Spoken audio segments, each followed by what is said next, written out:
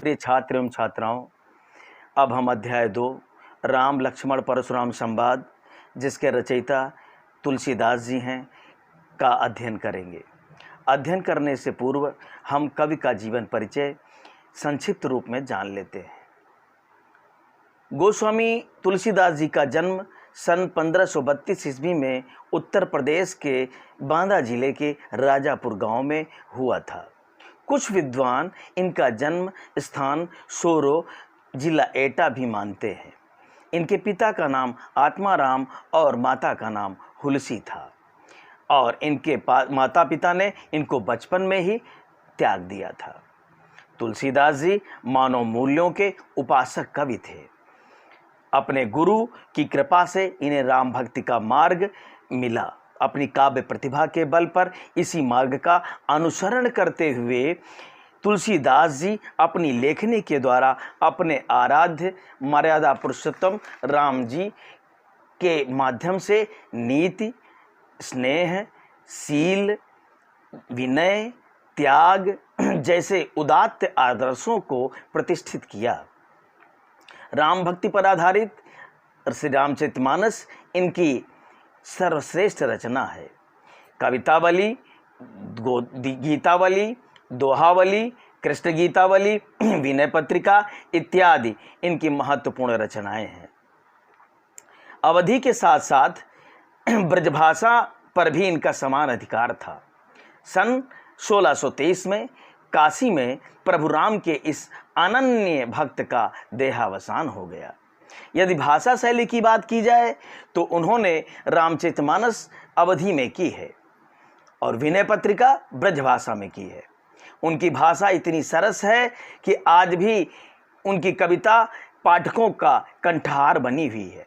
उन्होंने महाकाव्य भी लिखा और मुक्तक छंद भी लिखे। उनके गीत संगीत की कसौटी पर खरे उतरते हैं, तभी ये गायकों को प्रिय हैं।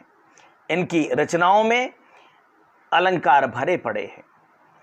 इनकी रचनाओं में अलंकार, उपमा, रूपक, उत्प्रेक्षा, अनुप्रास अलंकार उन्हें विशेष रूप से प्रिय है।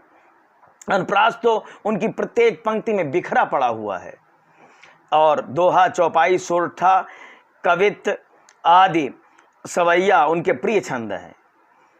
अब आइए पाठ की रूपरेखा के बारे में जानते हैं। राम लक्ष्मण परशुराम संवाद तुलसीदास जी की रचना रामचरितमानस के बालकांड का अंश है। इस अंश में सीता स्वयंवर, श्री राम द्वारा शिवधनुष भंग किए जाने के पश्चात परशुराम का अत्यंत क्रोधावस्था में राजा जनक के दरबार में आने और राम लक्ष्मण पर अपना क्रोध प्रकट करने का वर्णन है। यह एक रोचक प्रसंग है। यह एक रोचक प्रसंग है।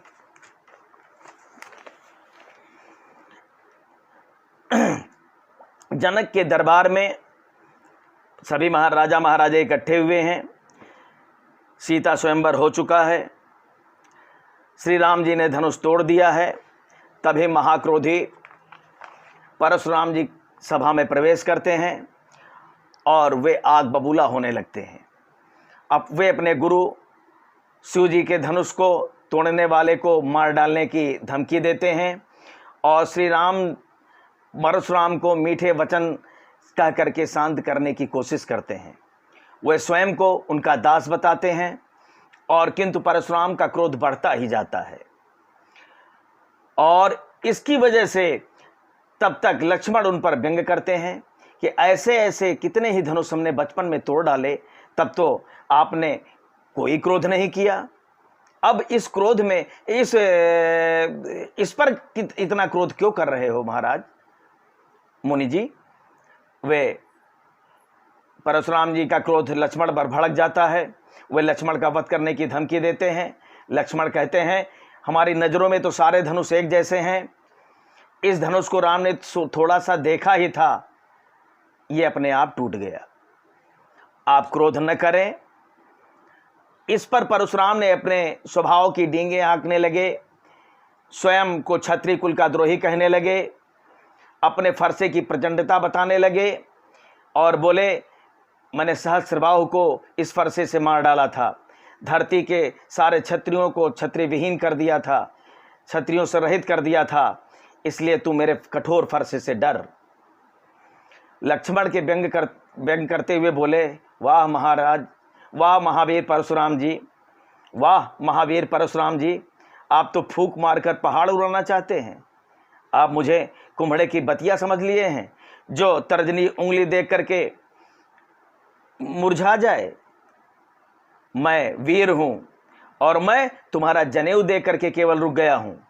हमारे कुल की परंपरा है कि हमारे यहाँ देवता, ब्राह्मण और गाय पर हथियार नहीं उठाया जाता, और फिर आप तो फरसा उठाए हुए हैं। आपके वचन ही करोड़ों फरसों के समान हैं। लक्ष्मण के व्यंग वचन सुनकर के परशुराम विश्वामित्र से बोले कि यह बालक वध करने योग्य है, इसे रोक लो, वरना मैं इसे क्षण भर में मार डालूंगा।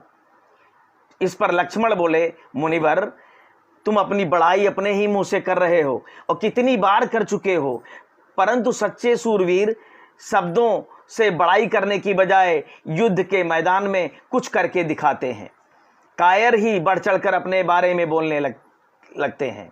इतना सुन करके परशुराम फिर बोले, विश्वामित्र, अब तो यह बालक सचमुच वध करने के योग्य है। मैं तुम्हारी वजह से इसे छोड़ रहा था, नहीं तो अभी तक इसे फरसे से मैं काट डालता। विश्वामित्र मन ही मन हंसने लगे।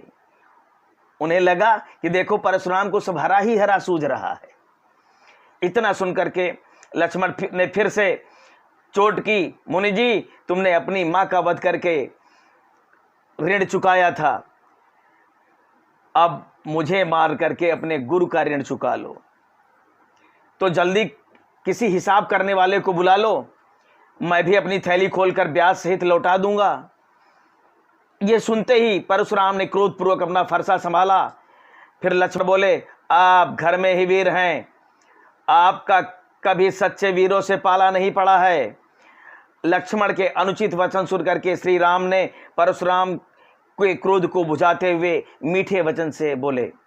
इस प्रस्तुत प्रसंग में यह विशेषता है कि लक्ष्मण की वीर रस से भरी व्यंग्योक्तियां हैं तथा परशुराम की क्रोधाभियोक्ति, और भगवान श्री राम की शुरू में और अंत में शांत रस की छटा देखने को मिलती है। इस संवाद का पहला भाग हम अगले भाग में समझेंगे।